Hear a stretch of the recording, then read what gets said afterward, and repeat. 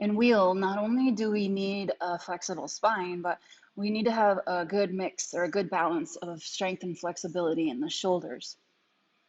I see students struggle a lot with getting up into wheel because the shoulder joints lack flexibility and strength.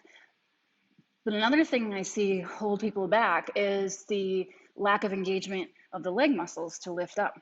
What happens is we make up these narratives in our mind that we don't have the upper body strength to do it. So we focus so much on our shoulders and our arms that we forget that the legs are very much involved.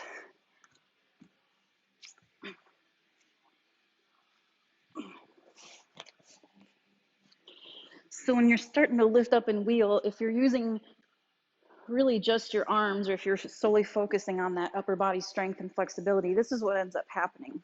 So you start lifting the hips up just like normal, and then we start just pushing with the arms and doing nothing with the legs. So we end up doing this. If we get up, it kind of ends up looking something like this. So this is usually coming from lack of flexibility in the shoulders, and then the legs aren't doing much. All I have to do here is engage my legs. And there I am. The shoulders have to flex quite a bit, and that's where flexibility becomes important. Legs are doing nothing. Ouch, my back.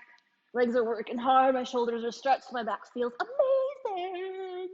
Look how bent my wrists are here. They're really, really bent. It's like the top of my hand wants to touch the top of my forearm. The wrists have to stretch like crazy to do it this way without the legs involved. When the legs come in, the wrists don't have to bend as much.